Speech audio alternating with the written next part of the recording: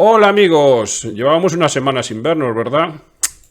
Es que el programa tiene tanto éxito que un individuo que se llama Omicron ha venido a visitarnos y nos ha tenido en el dique seco unos cuantos días, pero bueno, afortunadamente ya vamos bien. Ya ha caído la mitad del equipo azul, no sabemos cuándo caerá la otra mitad, intentaremos que no, pero bueno, os pedimos perdón por este retraso que ha sido involuntario, nosotros teníamos también muchas ganas de volver con vosotros y ya estamos aquí de nuevo. Carlos, Alicia, ¿qué tal? Hola, por fin Hola, ya ¿qué tal, estamos aquí. Agustín? Hola, Carlos. Ya era hora, ya era hora. Hace tiempo que no os veía. Jolín, vaya. ¿Eh? Pues Menos nada, mal, ¿eh? Que hemos sí, estado la verdad es ahí que todos estaba un poco deseando empezar liados. con este programa y veros otra vez, Sí, ¿eh? sí. Además, yo creo que es un Sí. programa muy interesante. Yo creo que la persona que entrevistamos hoy merece mucho la Sí, pena. dime algo, dime algo. A ver, Pues yo no mira, sé. hemos vuelto a cambiar. Ahora vamos a hablar con la judicatura. Bueno, Sí, sí, sí. Muy Alicia, interesante, prepárate. además.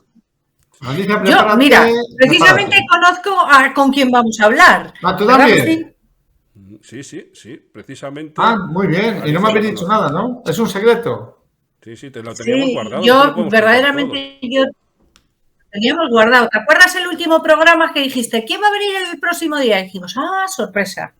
Pues Pues esta es mira, la pues sorpresa. A ver, yo nada. puedo presumir que he trabajado con esta persona hace años y profesionalmente es, si hay mayor que el 10, ella se lo merece. Es una persona, bueno, ya te digo, hemos trabajado con ella cuando estábamos en el grupo de drogas y fue fantástico el trabajo, la labor de ella, la compenetración con el grupo, vamos, un 10. Y como persona, lo que conozco de ella, genial.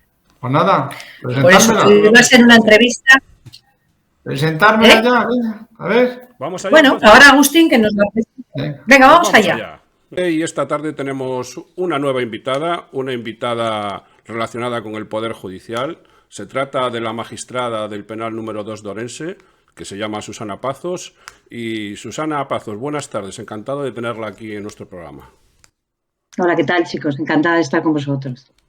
Muy bien, pues nos gusta hasta ahora nunca habíamos tenido un magistrado en nuestro programa y tenemos dudas y preguntas que a ver si nos las puede ir aclarando. A ver.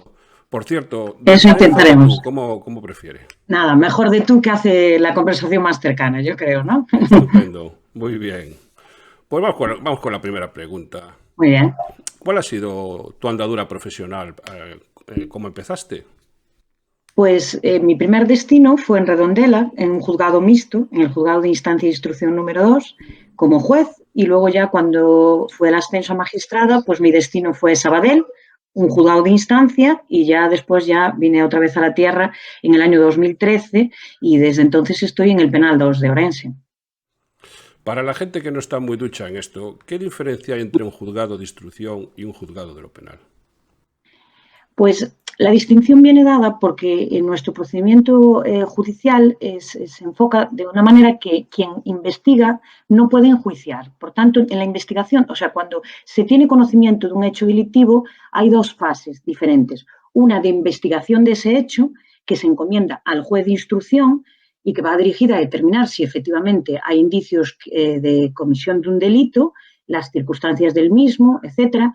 Y luego, en el caso en que se decida que sí existen estos indicios y se llegue a una fase de juicio, esa segunda fase se le va a encomendar a un órgano judicial diferente porque se entiende que si lo celebrase el mismo juez estaría contaminado. Obviamente, el juez que se implica en la investigación, luego no se le puede pedir que tenga la imparcialidad a la hora de enjuiciar su propio trabajo. Y por eso se encomienda a órganos judiciales distintos. Entonces, el juez de instrucción investiga los hechos delictivos y el juez del penal enjuicia.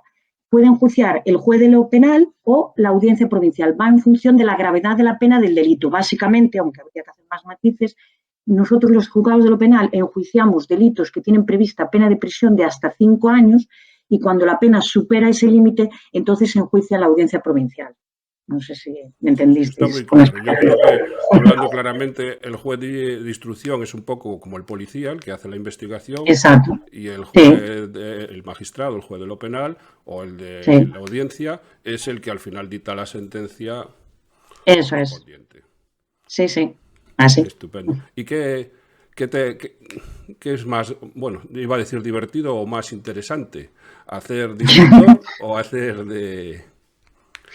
Es que es totalmente diferente. Yo creo que quizás más lo que es en la expresión divertido puede ser el juez de instrucción, porque es la parte que vosotros conocéis más como policía investigadora, es practicar las diligencias de investigación, a ver si arrojan algún resultado. Eso puede ser más interesante. El órgano de enjuiciamiento ya están todas las cartas sobre la mesa, son los medios de prueba que ya proponen las partes, sobre los hechos que ya se han ceñido los quitos de acusación. Entonces, tanto como divertido, no. Yo creo que tan divertido no es. Es más serio, digamos que es la parte ya más... Es más serio, Sí. sí. Sin dejar de ser serio la fase de instrucción, pero bueno, por supuesto, sí, todo sí. es serio, ¿no? Desde luego, claro. Sí, Estamos hablando sí, sí. de temas importantes donde se juzga la Eso verdad es. de las personas. Pero bueno, digamos que una parte es Claro. quizás más sobre el terreno y la otra es más... Sí, sí, sí. Más de ya analizado el caso, sobre el caso, sí, sí. Y hablando de esto, desde que estás como juez, pues tendrás mucha relación con las fuerzas y cuerpos de seguridad. Sí. Bien, realmente la relación con las fuerzas y cuerpos de seguridad más estrecha y más cercana la tienes cuando eres juez de instrucción. Yo que he vivido las dos situaciones, esa relación, como ya digo, en la fase de instrucción existe porque se tienen que llevar a cabo investigaciones conjuntas y ahí es donde pues, hay una colaboración muy estrecha, sobre todo cuando hay que pedir medidas restrictivas de derechos fundamentales que se piden del juez de instrucción y eso hace que tengan una conexión mucho más cercana las fuerzas y cuerpos de seguridad porque tienen que informar periódicamente al juez para determinar que esa medida que se ha adoptado es idónea. Y entonces ahí sí que hay colaboración muy estrecha. Sin embargo, cuando ya llega el enjuiciamiento, la relación con las fuerzas y cuerpos de seguridad del Estado se puede decir que es nula, en el sentido de que nosotros empezamos el juicio con absoluta imparcialidad y neutralidad y el policía declara como un testigo más, con la peculiaridad de que declara en su conexión con el hecho es de tipo profesional, pero no tenemos ningún tipo de vinculación y yo eso sí que lo he notado precisamente porque he pasado por las dos fases. Yo tenía una relación muy estrecha, sobre todo cuando estás en un partido judicial pequeño, con las fuerzas y cuerpos de seguridad del Estado y ahora que ya estoy en este nivel de enjuiciamiento, la relación que puedes tener es a base de juicios que se acaban repitiendo los policías que vienen a declarar, pero no tienes ningún tipo de contacto profesional fuera del propio juicio. No sé si me entendéis. Y ahora sí que no nos escucha nadie. ¿Qué opinión tienes sobre los policías y los guardias civiles y tal? ¿Tú qué opinas? ¿Cómo hacen su trabajo? Pues tengo muy buena opinión, la verdad, y no lo digo por quedar bien en el foro en el que estoy, tengo muy buena opinión. Son muchos años trabajando con la policía y es cierto que, claro, la parte que ahora me toca como órgano de enjuiciamiento, yo siempre lo digo con un compañero Paz, dice que somos ya los que pasamos el algodón, ¿no? Y miramos porque claro, una vez que ya llegas a juicio, ya tienes la intervención de los letrados poniendo de manifiesto posibles irregularidades, posibles nulidades, etcétera, etcétera. Y entonces, claro, pasamos el algodón y cuando te pones a mirar con detenimiento siempre sacas algo de lo que puedas determinar que se expulse una diligencia de investigación porque falta algún requisito. Pero teniendo en cuenta la gran cantidad de investigaciones diarias que se hacen, sí que realmente los supuestos en que tienes que declarar una nulidad o una irregularidad son verdaderamente simbólicos. Quiero decir que funciona muy bien. Cada vez la profesionalidad es mucho más mayor, la formación es mucho más mayor y eso luego se traduce en el buen resultado de las investigaciones. Entonces, la opinión que yo tengo es francamente muy buena. Y sigue siéndolo, aunque ya digo, en alguna sentencia tengas que declarar la nulidad de alguna diligencia, pues porque se ha alegado esa vulneración, que ni siquiera el que aprecies esa vulneración no quiere decir que haya habido una mala actuación profesional. Lo que pasa es que en el ejercicio diario las cosas se complican, es decir, cuando vais a hacer una intervención nunca sale conforme al guión previsto. Y entonces eso se puede complicar sobremanera y al final acabar determinando que se haya incurrido en alguna irregularidad que es determinante como para no poderla tener en cuenta, pero que no quiere decir que exista una mala praxis profesional o que no sea perfectamente respetable la actuación profesional que se ha llevado a cabo. Sí, lógico. Hay que moverse dentro de unos márgenes y tiene que haber unas garantías procesales para la persona que se está enjuiciando. Exacto. Y ante la duda es lógico pues que si existe una duda, pues haya que tirar alguna prueba abajo.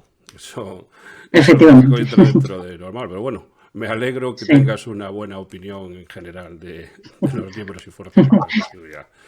Y te voy a pasar con Alicia, que la tengo ahí al lado, que tiene unas ganas tremendas de hacerte unas preguntas. Hola, Ali. Hola, Susana, buenas tardes. Hola. Es un gusto tenerte aquí. Y bueno, yo en este caso puedo presumir que hemos tenido contacto profesional cuando estabas en Redondela, cuando eras juez de instrucción, y que hemos trabajado contigo y ha sido una maravilla como persona y profesionalmente. Bueno, no puedo decir más que bien. Lo mismo puedo decir yo, lo mismo puedo decir. Sí, ha sido muy reconfortante trabajar contigo y la verdad, así nos fue, nos salió muy bien. Gracias también por el apoyo que nos prestaste y demás. Mira, yo te quería preguntar, ¿qué opinión tienes sobre que los policías usemos cámara para grabar las actuaciones hoy en día debido a la problemática que tenemos? ¿Cómo lo ves? Sí. Vamos a ver. Yo creo que el usar cámaras, que yo veo que en otros países sí que es muy habitual, porque vemos vídeos que nos llegan, por ejemplo, de Estados Unidos, puede ser positivo porque introduce transparencia, en el sentido en que si en algún momento dado se denuncia un exceso policial, pues es tan sencillo como ver la grabación de la actuación y es la mejor manera de determinar si eso es, esa impugnación, digamos, es correcta o no. Incluso eso sirve para mejorar el propio servicio, porque luego eso se podría analizar con los superiores, los compañeros, en cómo se puede mejorar una actuación de cara a situaciones futuras que puedan ser similares. Lo que ocurre, primero, yo creo que ahora mismo, tal y como está la regulación, no sería posible. Sería necesario cambiar la regulación, porque hoy por hoy la posibilidad de llevar cámaras de grabación se contempla conectado con supuestos concretos de investigación. ¿Vale? Y también para unos fines específicos, en situaciones de peligro concreto, etc. Entonces, con una grabación indiscriminada de que el policía porte permanentemente una cámara de grabación, ahora mismo no estaría, yo entiendo que no tendría respaldo legal. Y luego, si se llegase a regular, habría que contemplar muchísimas incidencias que se podrían plantear que hacen que se complique mucho esta posibilidad. Porque, claro, cuando vosotros hacéis una intervención policial, puede que esa intervención policial comience en la vía pública, en cuyo caso estaría amparado una grabación. Pero luego esa intervención puede acabar culminando en una entrada en un domicilio. Y eso ya no estaría legitimado una grabación, sin una autorización judicial. Con lo cual complicaría el hecho de tener que ir controlando el agente que está haciendo una intervención con un cierto riesgo, cuándo puede grabar, cuándo tiene que parar la grabación, etcétera, etcétera. Y luego también se podrían plantear situaciones complejas de cuál es la finalidad de la utilización de esas grabaciones. Porque, claro, aunque la grabación se haga en la calle, es verdad que a lo mejor hay que captar imágenes de personas que están en unas circunstancias personales, pues pensemos en un drogodependiente que se encuentra en un estado muy lamentable, que está teniendo una reacción violenta, que claro, esa utilización de esas imágenes puede afectar a su propia imagen, a su propia intimidad. Con lo cual, es un tema muy complejo que requiere que se estudien muchos puntos de vista diferentes y que requeriría una regulación específica que contemplase todas estas posibilidades y estos riesgos. Y luego la finalidad con la que se use grabación, claro, porque esto puede luego dar lugar a que se difundan indebidamente, como ya digo, afectando a la intimidad o la imagen de determinadas personas que en un momento dado pueden estar en una situación lamentable, ¿de acuerdo? Entonces, es complejo. Yo creo que requiere un estudio muy complejo y, por supuesto, un cambio legislativo que amparase ahora mismo esa medida. No sé si vosotros, claro, a lo mejor vosotros os gustaría que tuvierais esa medida porque también os protegería de denuncias infundadas, que nosotros las tenemos. Es verdad que en muchos casos de enjuiciamiento, en que hay delitos de atentado, de resistencia, se invoca por el acusado que ha sido objeto de un exceso policial y eso aclararía todas las dudas y sería más beneficioso para vosotros. Pero ya digo, tendría que contemplarse todos estos matices que hacen que realmente se haga complejo esta cuestión de poder usar permanentemente una grabación. Sí, efectivamente, hay muchos puntos ahí un poco huecos. En el limbo que estarían, sí. En el limbo. Mira, las actuaciones que han llegado a tus manos, ¿cómo las has visto? ¿Respetuosas en derechos y libertades o has encontrado? Por supuesto, es lo que decía antes y no lo digo por quedar bien. Las actuaciones son totalmente respetuosos. Tenemos unas fuerzas y cuerpos de seguridad que podemos presumir, estamos la Policía Nacional, pero Guardia Civil, todos los cuerpos de seguridad, muy profesionalizados, que tienen muy interiorizado el respeto a los derechos, que tienen una formación importante en materia de derecho. Esto me consta, por los cursos que damos, por la formación, etcétera. ¿Qué ocurre? Que lo que explicaba antes, como nunca las actuaciones salen conforme al guión previsto, una intervención policial que se esperaba de lo más tranquila y de lo más sosegado, como de común en el ejercicio diario, puede acabar complicándose. Yo recientemente dimos un curso en materia de tráfico de drogas que nos obligó a estudiar la jurisprudencia sobre esa materia. Y claro, si tú te pones, por poner una curiosidad, a analizar la jurisprudencia del Tribunal Supremo que hay sobre estos supuestos en que se anulan medidas policiales, intervenciones, etcétera, etcétera, claro, te pones a mirar y tú luego ves que es una actuación, por ejemplo, planteaba a los alumnos un supuesto que se planteó, y vosotros veréis como una actuación que comienza siendo de lo más rutinaria y común en vuestra actuación profesional se puede complicar y acaba habiendo una vulneración de un derecho fundamental, pero que probablemente ni siquiera los agentes que intervenían tuvieran esa conciencia de la vulneración. Y os pongo el ejemplo para que me entendáis en lo que os quiero decir. Esto era un caso, imaginaos, como miles de intervenciones que tenéis, de un matrimonio que pedía el auxilio policial porque su hijo, que tenía graves problemas de drogodependencia, estaba en una actitud muy violenta. Los padres estaban viendo un peligro para su propia integridad. Pues se persona en el domicilio un Z, como me imagino miles de intervenciones vosotros que tenéis diarias, y, por supuesto, la madre les permite el paso al domicilio para controlar la situación. La pareja de agentes intenta controlarla, cuando ya parece que está todo controlado se van a ir y de repente se produce una situación que se describe en la sentencia muy tensa. Parecen dar a entender que el chico intentó atentar contra su propia vida, etc. Entonces ahí tienen que de nuevo intervenir y con toda absoluta buena fe procesal, entiendo yo, lo que hacen es, para evitar que pudiera atentar contra sí mismo o incluso contra sus padres, lo que hacen es le registran una mochila que tiene. Claro, le registran la mochila y encuentran una enorme cantidad de pastillas de éxtasis, me parece, de anfetaminas, no me acuerdo ahora. Claro, eso es una incautación que da origen por parte de la Fiscalía a una imputación por tráfico de drogas, ¿vale? Seguro que esa pareja de agentes ni se planteó que ahí pudiera haber una vulneración de un derecho fundamental, pero hubo una vulneración de un derecho fundamental, porque esa intervención que se hacía y el que los padres le permitan acceder al domicilio, ¿vale?, era para controlar una situación de peligro para su integridad, pero no comprendía el registro de una mochila. El registro que, repito, yo sé que los agentes lo hicieron con toda la buena fe para proteger a los propios padres y al hijo, para que no volviera a atentar contra su vida. Pero, fíjate, ¿veis cómo se puede, del guión que vosotros teníais previsto, a lo mejor en esa intervención rutinaria, acaba habiendo una nulidad por vulneración de un derecho fundamental? Bueno, pues esto es lo que hay en el día a día. No os penséis que las vulneraciones, bueno, hay casos excepcionales, pero en general las vulneraciones que hay son de este tipo, ¿vale? Que tú haces una intervención y es muy difícil controlar en tu cabeza, bueno, pues hasta este punto estoy afectando a un derecho fundamental. Aquí ya no, en este punto no. Ese es el tipo de vulneraciones que hay. Vulneraciones flagrantes de que uno llegue y se salte a la torera un derecho fundamental, eso cada vez muchísimo menos, repito, por la profesionalización que tienen nuestras fuerzas y cuerpos de seguridad del Estado. Sí, sí, sí. Mira, ¿en qué crees que se puede mejorar el trabajo de las fuerzas y cuerpos de seguridad con la justicia? Pues básicamente lo que digo, cuanta más formación, menos riesgo de que se incurran estos comportamientos. Cuando uno más claro tiene en su cabeza cuándo puede haber una afectación de derechos fundamentales, lo cual viene dado por la formación que reciba. Cuanto más supuestos veas de casos de este tipo, estudias, menos riesgo tienes que en alguna intervención policial tuya se pueda producir una situación que tú ya no hayas previsto por haber estudiado o por haber conocido. No sé si me explico. Entonces, básicamente es esa.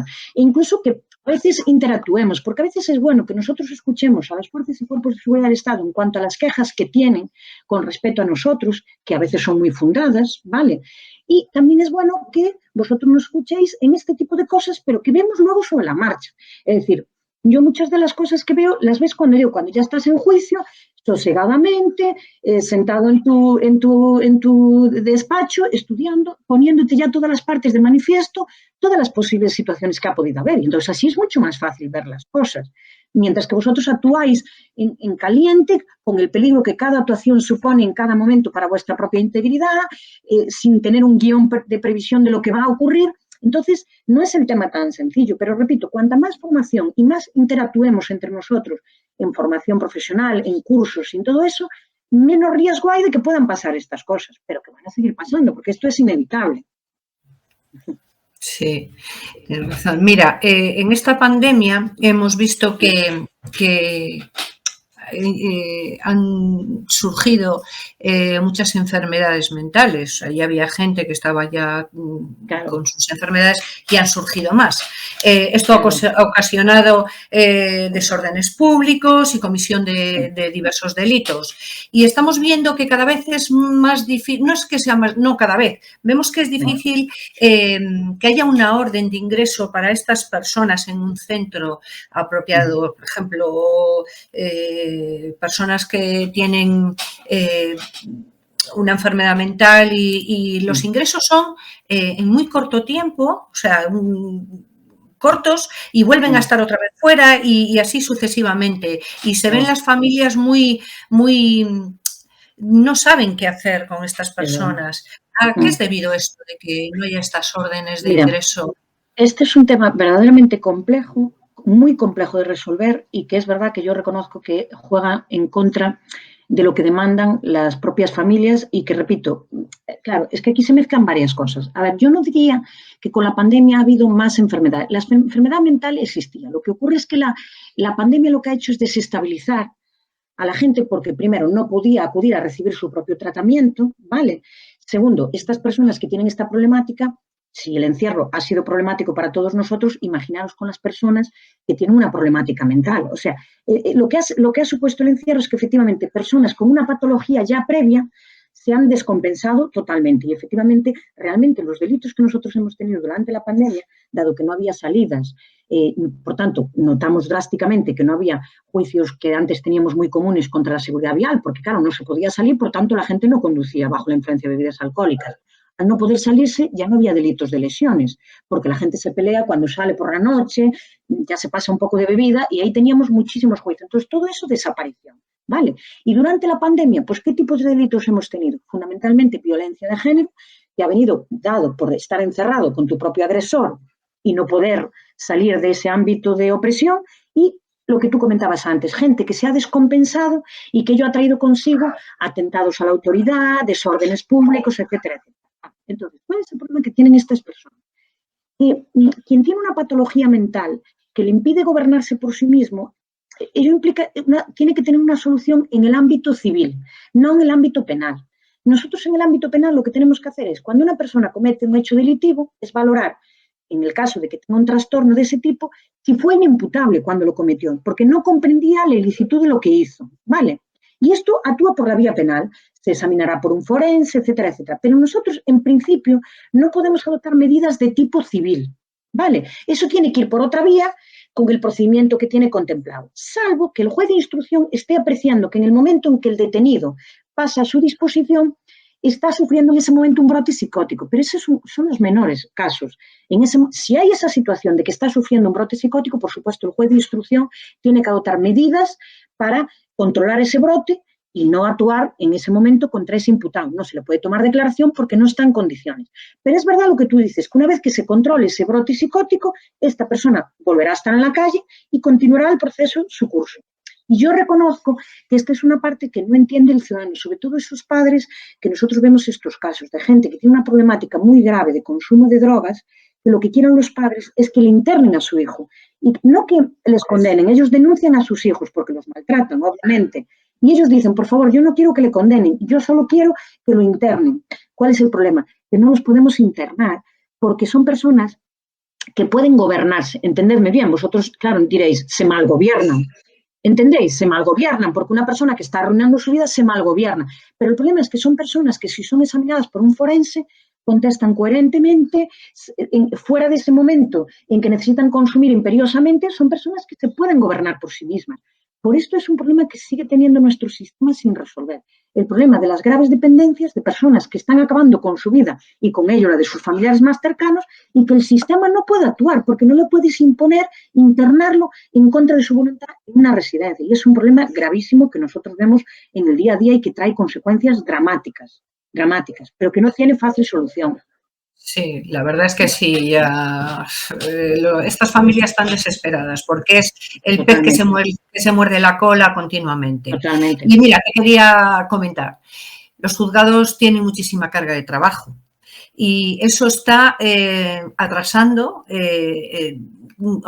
la lentitud de dictar sentencias. ¿Crees que la sociedad está demasiado judicializada? Vamos a ver, yo creo que a nivel, digamos, local, en el ámbito, por ejemplo, la ciudad en la que yo me muevo, no es que está excesivamente judicializada.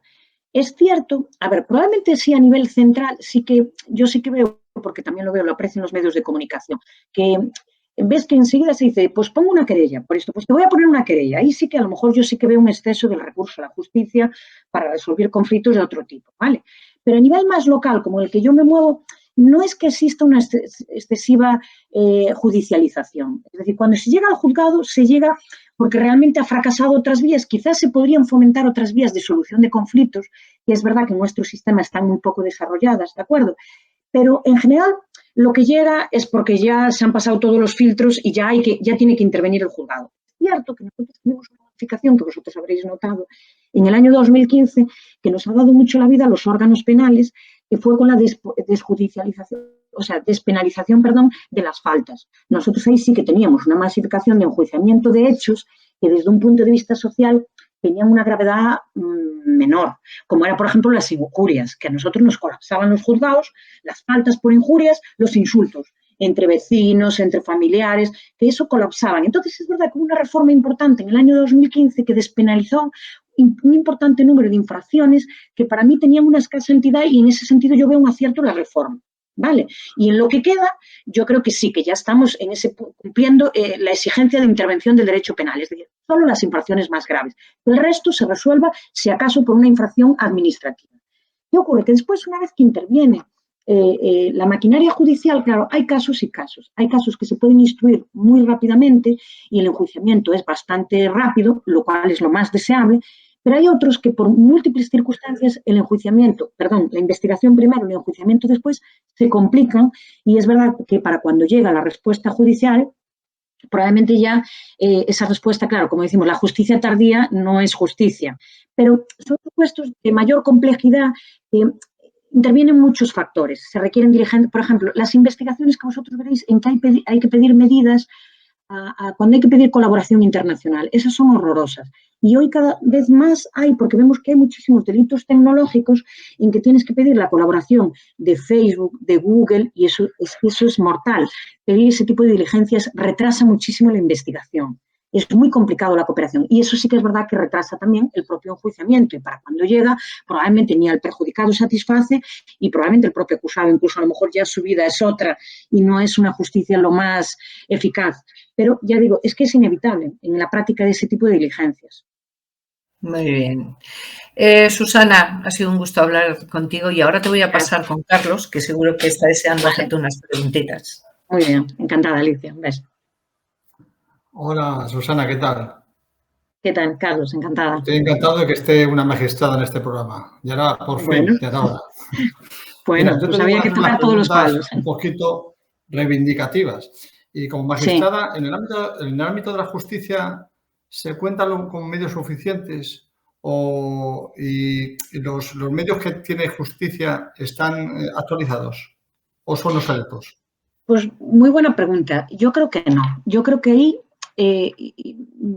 eso sí que es una pena, porque es verdad que con las ventajas que ofrecen hoy pues las nuevas tecnologías, yo creo que ahí sí que es reprochable que la justicia, para mí, en eso sí que va por detrás. Nosotros siempre ponemos como ejemplo, nosotros hay administraciones que cuentan con medios muy avanzados de investigación, como por ejemplo, nosotros siempre miramos con envidia a la agencia tributaria. La agencia tributaria cuenta con mecanismos de investigación de patrimonio de los afectados por sus resoluciones que nosotros envidiamos totalmente y que es una pena que no podamos tener eso, porque es verdad que nosotros, por ejemplo, cuando llega el momento de ejecutar penas con responsabilidades civiles, los medios de averiguación con los que contamos están todavía muy obsoletos. Entonces, no tenemos informaciones actualizadas del patrimonio de los acusados. A lo mejor las informaciones de sus cuentas bancarias que tenemos son a fecha 31 de diciembre del año pasado con lo cual cuando tú ya vas a embargar probablemente ya no encuentras nada. Luego, mecanismos para tratar de determinar dónde se ubican los investigados, de modo tal que nos encontramos con situaciones contradictorias porque un juzgado tiene localizado a una persona y está, por ejemplo, compareciendo todos los días en su juzgado y el juzgado de al lado lo está buscando y está en busca y captura. Es decir, no hay todavía una máxima optimización de los recursos y coordinación entre fuerzas, investigadores y diferentes administradores para que no pasen cosas de estas que son difícilmente explicables a los justiciables. Es decir, que haya personas que están siendo buscadas por un juzgado para poder enjuiciarlas y que esa persona está localizada, perfectamente localizable en otro juzgado. O, como ya digo, medidas de averiguación de bienes para conseguir ejecutar, porque una parte muy importante también de la pena es luego poder también resarcir al perjudicado, porque al perjudicado no le vale tampoco de nada una pena que no percibe tanto, sino más bien que le repares el daño causado. Y en eso sí que reconozco que vamos un poco en desventaja con relación a otras administraciones. Entre las 17 comunidades autónomas, pero bueno, ya veo También, que también... Eso también es otro elemento, como la justicia está delegada en algunas comunidades autónomas, no contamos todos con el mismo sistema, con los mismos... Entonces, esto también lo complica en ese sentido. Hay comunidades autónomas que a nosotros nos consta por conversaciones con compañeros que tienen unos medios muy avanzados, cuentan tal, y otras van un poco más retrasadas. Y esto sí que es una pena, la verdad que sí. Porque es una pena que se pierda la eficacia en la investigación o en la adopción de medidas de ejecución por culpa de no contar con los medios necesarios cuando sabes que otros sectores de la administración sí los tienen. Bueno, esto es una pregunta que lo suele hacer mucha gente. No sé si hacerla, pero bueno, lo voy a decir. Bueno, tú habla y luego si no, diría que es impertinente. ¿Está bien pagado un juez, una magistrada o un magistrado? Vamos a ver, bueno, voy a responder un poco a la gallega, ¿no?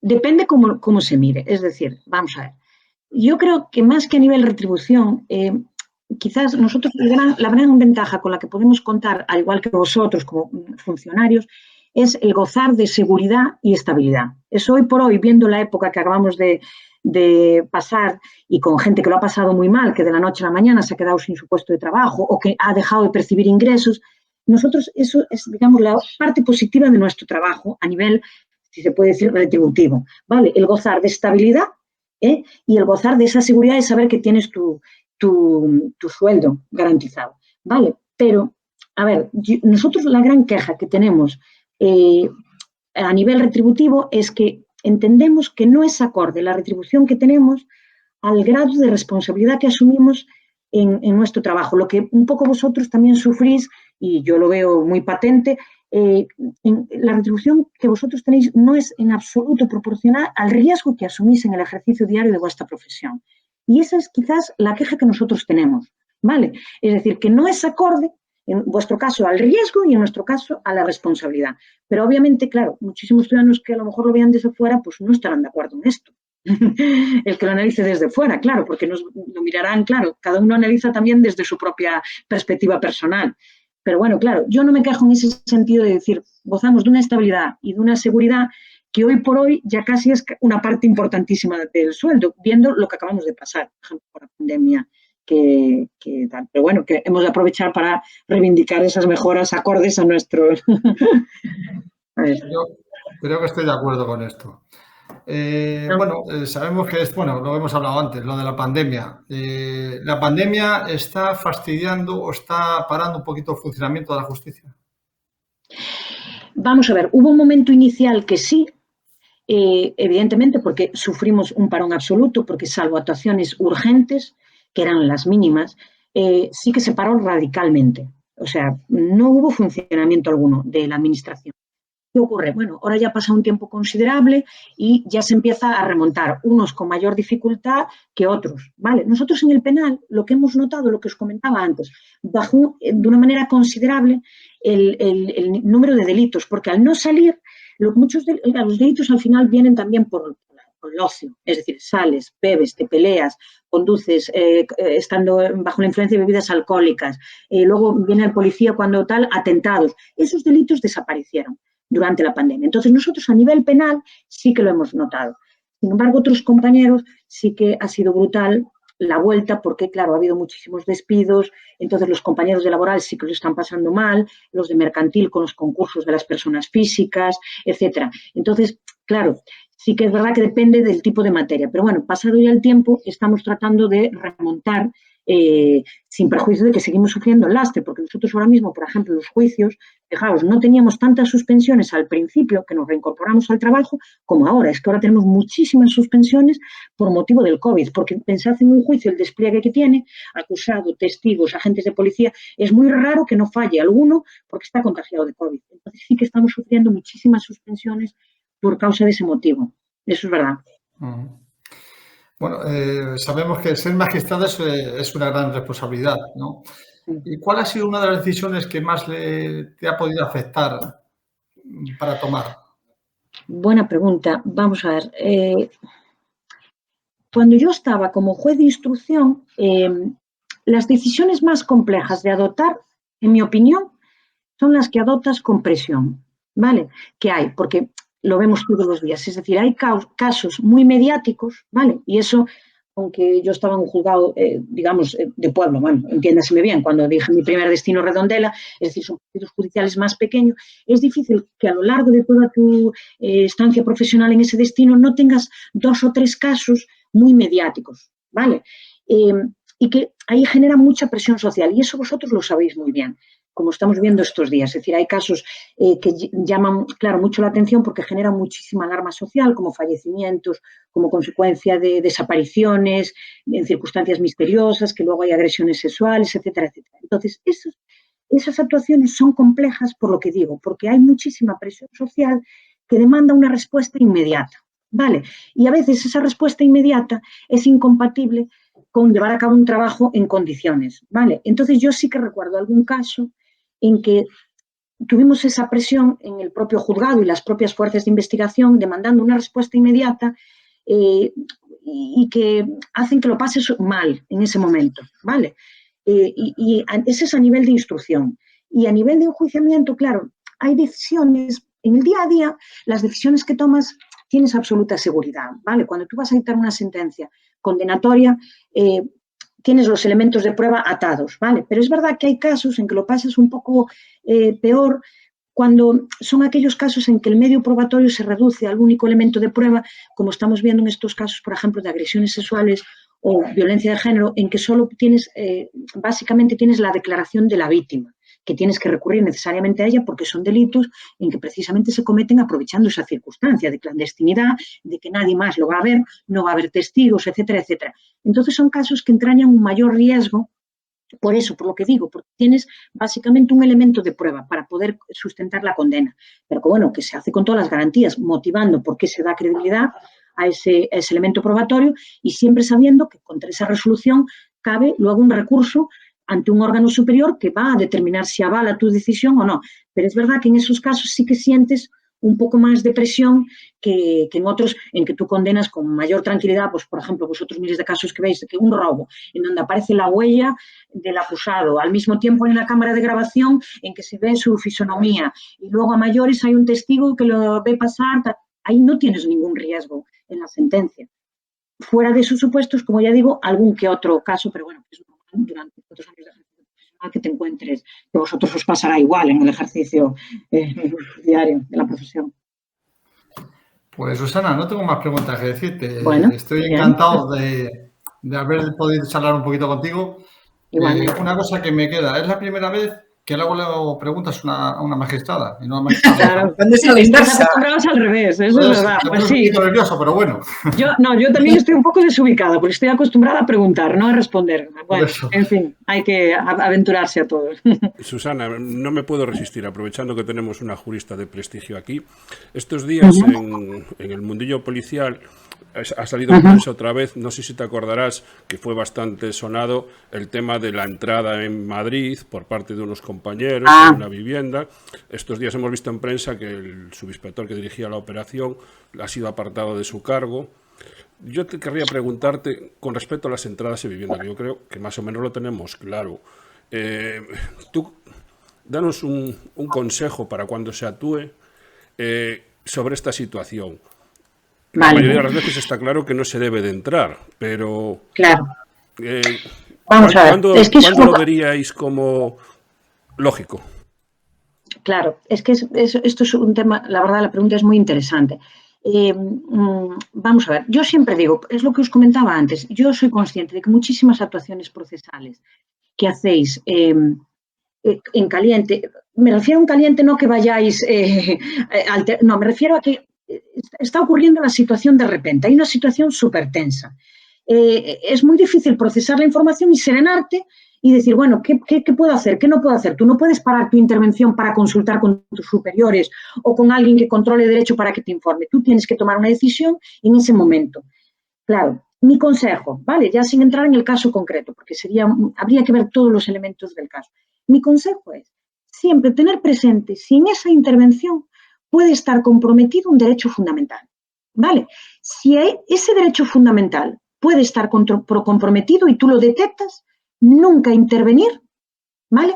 Cuando se puedan seguir los cauces legales, que es parar esa actuación y pedir la correspondiente autorización, ¿vale?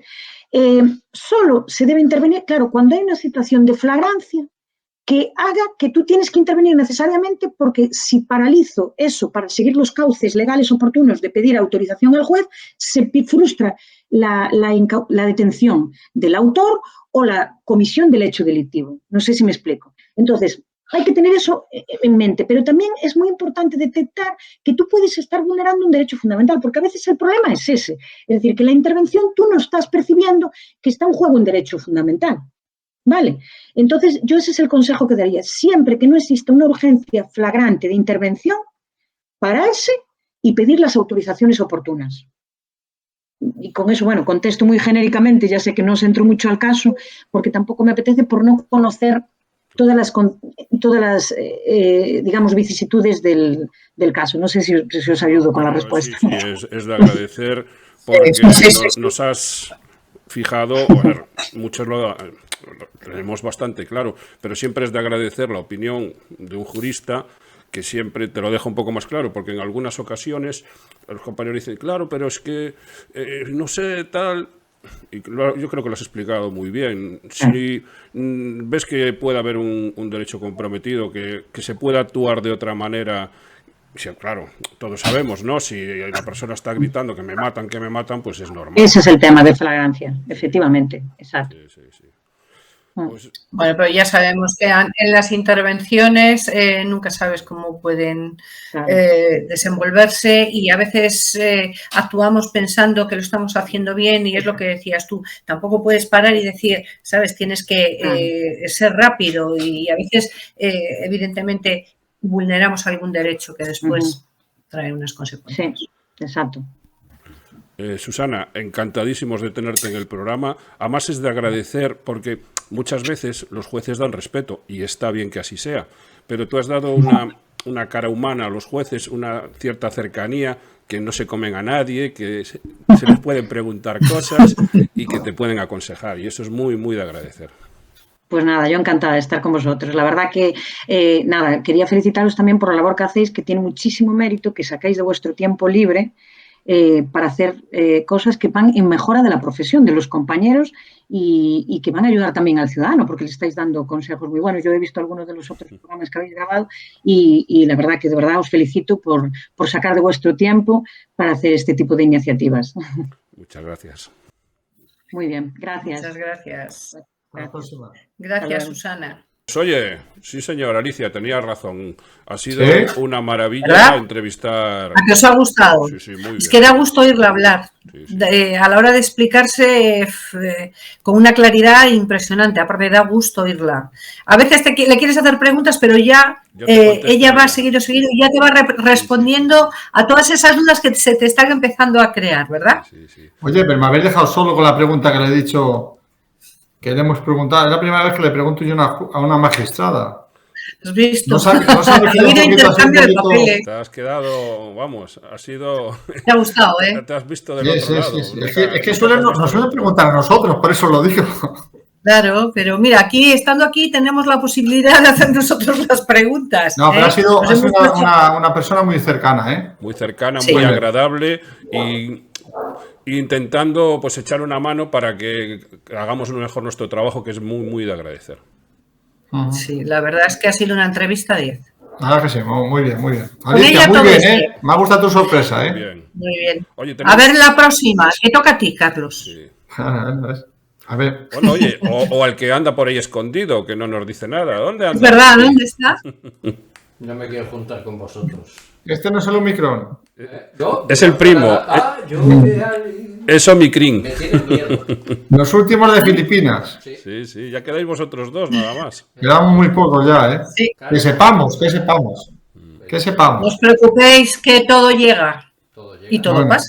Sí, Y si llega, que lo pasemos bien. Ahí está. Efectivamente. Pájara eres, pájara. De mala. Ay, aquí hay para todo el mundo. No te vayas a... Tú crees que te vas a escapar, pero me parece que no. Sí. No. Cualquiera, ¿qué? ¿Opina? ¿Qué opinas de la magistrada?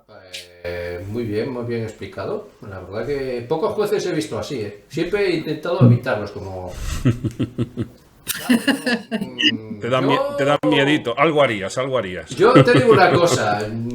Yo sé, en este estado quita mi número porque no quiero saber nada, ¿eh? Por fin has entendido algo de A ver, tema penal, ¿no? Voy a contar una cosa que me ocurrió en Tarragona, ¿no? Bueno, ya estamos. Pepillo Grillo, ahora. Venga. Te voy a decir. ya no nos vamos. Venga, cuenta. Me la voy a Me cebolleta. citaron para la mañana siguiente por un detenido, no sé qué. Y dije, ¿qué detenido qué? Yo no tengo nada. Y llego al juzgado y leo un poco y digo yo, joder, y me citan. Y ahí a las 9 de la mañana y me meten ya al juicio a declarar, ¿no? Y digo yo, ¿y usted que no sé qué, no sé cuánto? Yo no sabía muy bien. Claro, si simplemente yo solo fui, me llamaron por la noche para recoger al detenido, llevarlo al hospital y dejarlo otra vez en el mismo sitio. Y, entonces, y me pregunta, ¿entonces para qué lo citan? No lo sé, ustedes me han citado. ¿Entiendes? Por eso yo digo, a veces hay cosas que muy raras. ¿De eso es lo que has aprendido tú en lo penal? Sí, Vaya cacao que tiene en la cabeza. sí. Qué pena. Qué pena. Una extranjería. ¡Hala! Tu mejor carrera, sí, señor. Sí. Ya Yo de verdad no tengo ni idea, ¿eh? Escucha una cosa. Ahí estás bien porque tú sabes bastante, ¿eh? Sí, esto... Ya te lo digo en serio. Sí, sé bastante. De Por eso. extranjería, es más cambiante que nada. Lo penal... Por eso te digo, ahí estás bien. Ahí estás bien. No quieres Bueno. contacto con los jueces, ¿eh? No, por eso me metí en extranjería. Bueno, como siempre, yo os digo adiós ya, que si no, Vale. no nos Siempre, vemos. Sí. siempre vas con prisa. Machos, ¿qué es lo que hay? ¿Qué tienes que hacer? ¿La cena? Pues venga, La cena, la andando. comida, el desayuno, ya hago todo. Venga, Muy que bien, siempre te pues estás nada. quejando. Venga, chicos, Bueno, Hasta la semana nos que viene. vemos en la próxima. Por fin os veo. Chao. Besos. Chao.